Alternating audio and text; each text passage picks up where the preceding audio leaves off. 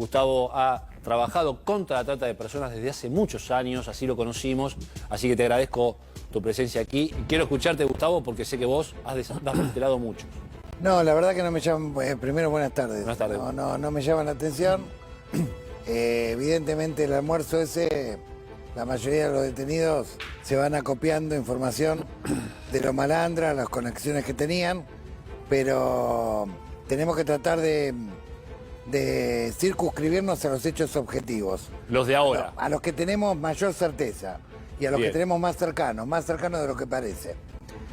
Hubo un allanamiento el día anterior, el 12 de junio, a las 7 de la tarde, de una investigación muy larga que viene del 2016. Mirá, 2016. 8 años. En el 2016 hubo 11 allanamientos y en el 12 de junio del 2024 hubo cerca de 16 allanamientos, ¿sí?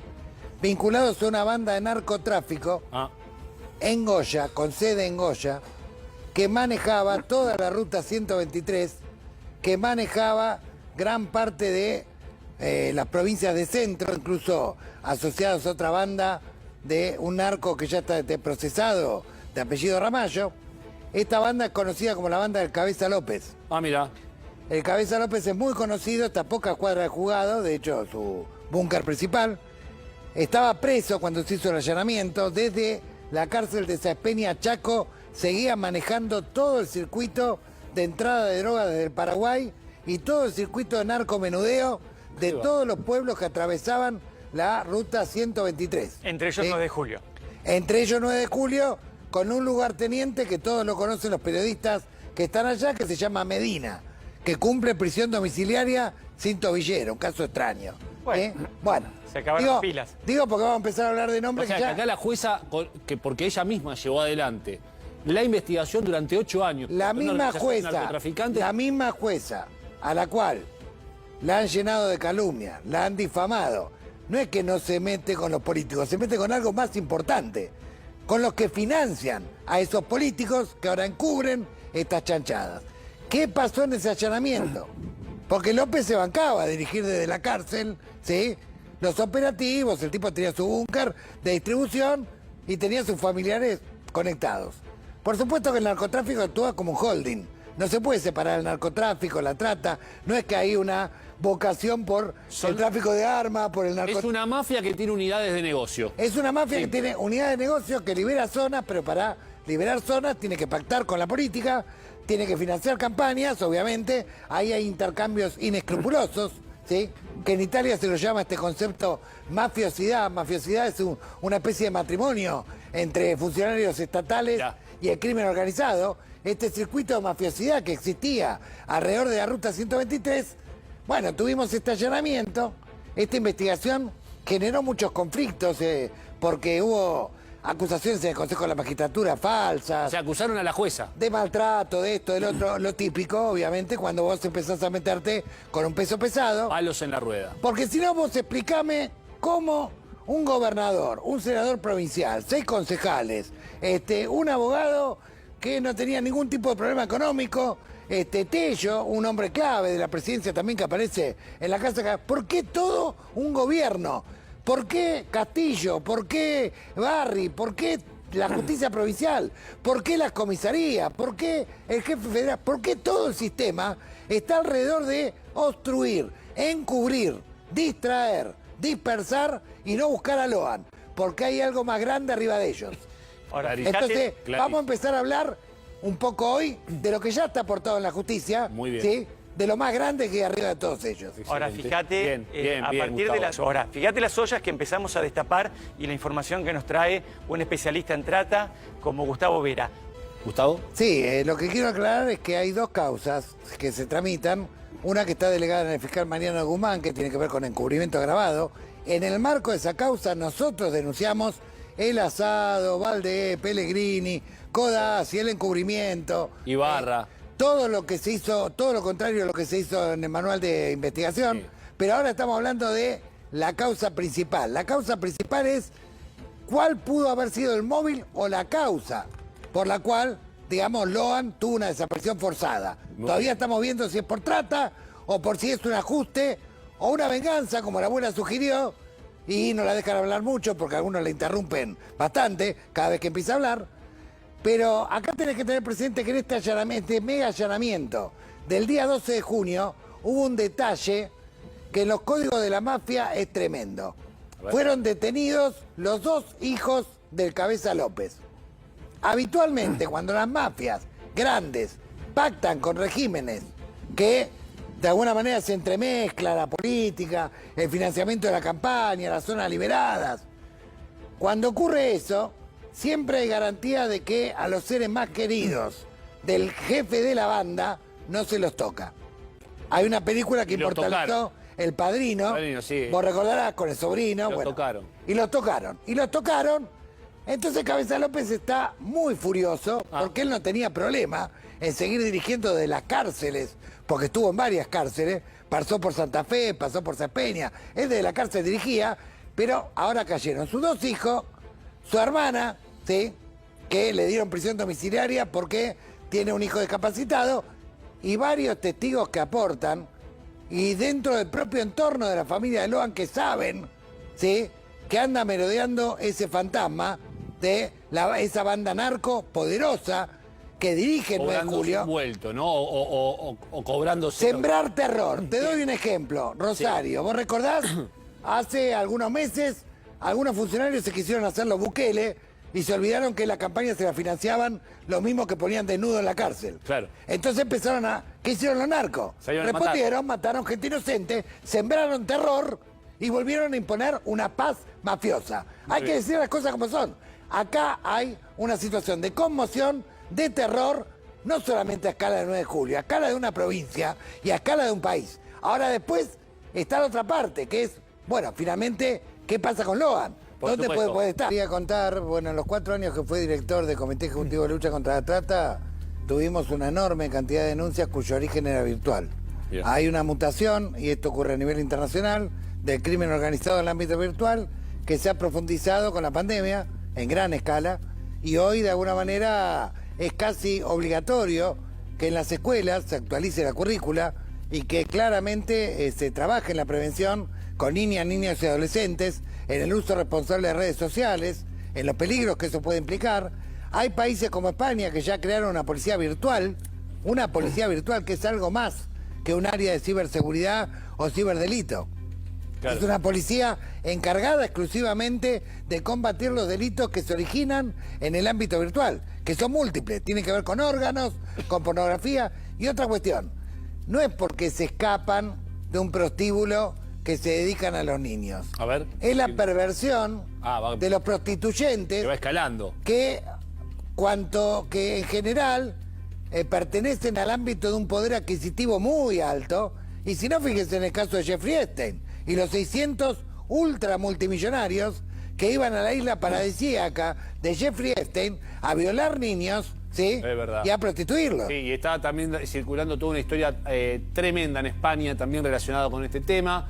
Durante muchos años los servicios de inteligencia fueron servicios para encarpetar gente, extorsionarla, y no para investigar ni terrorismo ni trata de personas, y de hecho ha descubierto más la sociedad civil y el periodismo que el propio servicio de inteligencia. En la Argentina hemos tenido atentados terroristas que nunca fueron esclarecidos, en la Argentina hemos tenido redes de narcotráfico que siguen como un pancho por su casa, todavía Rosario sigue siendo un infierno hace un montón de años, a pesar de que han caído incluso hasta jueces, y desembarcan en los puertos de San Lorenzo lo que se te ocurra, y viene por la hidrovía lo que se te ocurra. Pero no te preguntás la trata, porque vos preguntás la trata de niños, pornografía infantil, y mucha gente como que se sorprende, pensó que en Argentina no existía, sin embargo existe hace rato, por eso que hago hincapié en ese tema. Existe, insisto en el concepto. La mafia, y por eso el concepto más apropiado es mafia, la mafia del crimen organizado actúa como un holding, con unidades de negocios, ¿sí? Claro. No es que vos tenés la pedofilia, la pornografía infantil, la trata infantil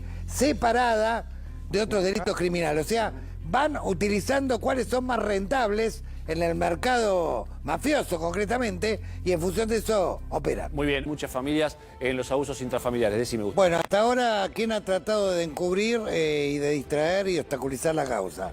La justicia provincial adicta al gobierno y funcionarios altísimos del gobierno que han participado plantando mentiras, obstruyendo y distrayendo. el gobierno está profundamente debilitado por este caso, por lo tanto, por eso yo vinculo lo que ocurrió 24 horas antes con lo que ocurrió el 13, porque ahí puede haber una vendetta de la mafia porque no se cumplieron ciertos acuerdos mafiosos que se habían pactado. Claro. Entonces, la conmoción, el terror. Esto sin perjuicio de que después pudo haber sido entregado a una red de trata, de pedofilia anexada al propio circuito de crimen organizado. Clarísimo, clarísimo. Y esta es la teoría del caso, la del accidente, que en realidad sería la del encubrimiento. Y arriba del senador, el gobernador, y quiero aclarar que no tengo ningún problema personal con el gobernador, es más, quiero contar que, por ejemplo, una provincia gobernada por los radicales le va a entregar un premio a nuestra organización por su trabajo en derechos humanos, mientras estamos denunciando a un gobernador. Mira. Por lo tanto, no quiero partidizar el caso. Pero acá hay algo objetivo. El gobernador sacó un tuit en el cual confirma, primero, que avala que se puentee a un fuero federal, ¿sí? O sea, el Código de Procedimiento lo tiró al tacho de basura. Segundo, en el tuit dice que el caso está casi resuelto.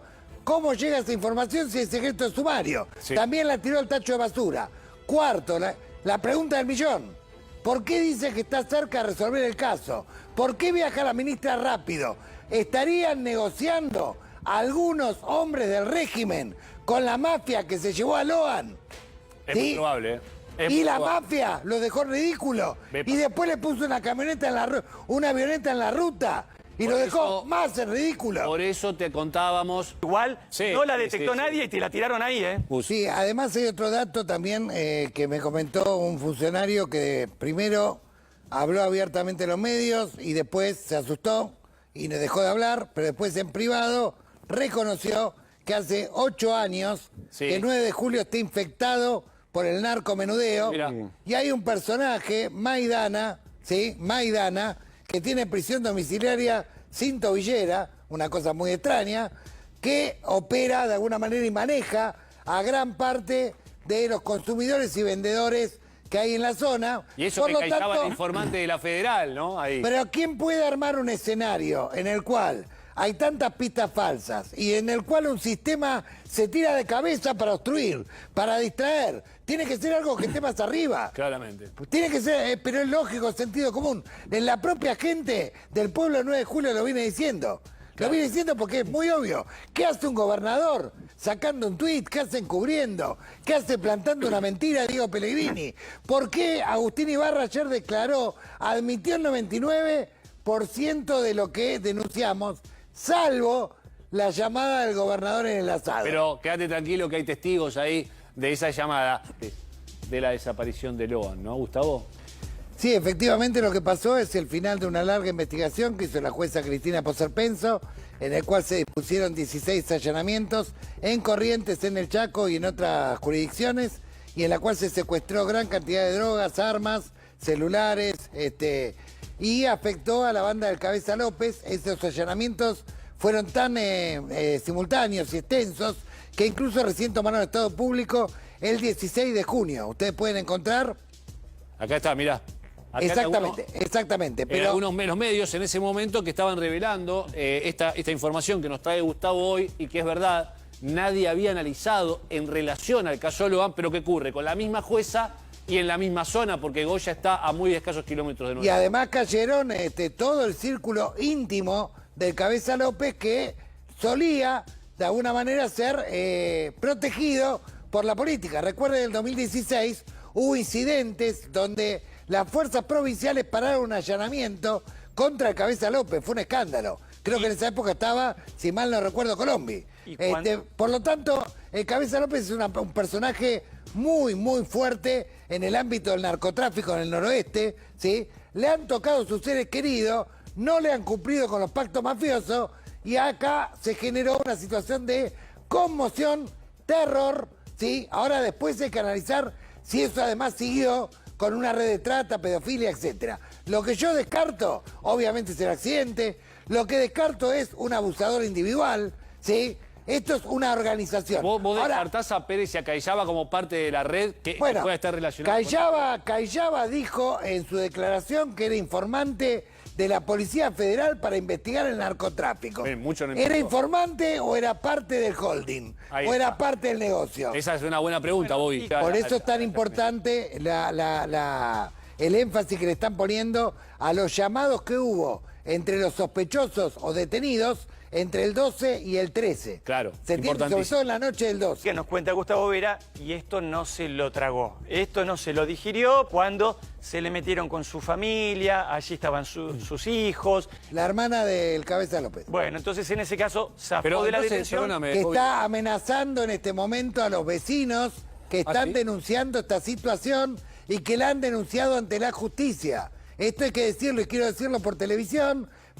Ya se lo avisé a la jueza, obviamente, se lo avisé al fiscal, pero los medios estén atentos porque hay amenazas graves, serias, de personas que tienen prisión domiciliaria del círculo íntimo de Cabeza López que están amedrentando el barrio por si hablan. Y que yo además llegué a este dato objetivo no revisando Google, sino hablando con los familiares que más buscan a Loan. No, imposible. Benítez era uno de los malandras más antiguos, encarpetado por la comisaría, que lo usaba como mulo para tareas sucias, y que cuando ingresó el narcotráfico, el narcomenudeo, el 9 de julio fue un lugarteniente y un soldado que aparte tenía una deuda muy grande con la banda de Cabeza López. ¿Sí? Muy bien. Y ahí juega el rol de Laudelina también.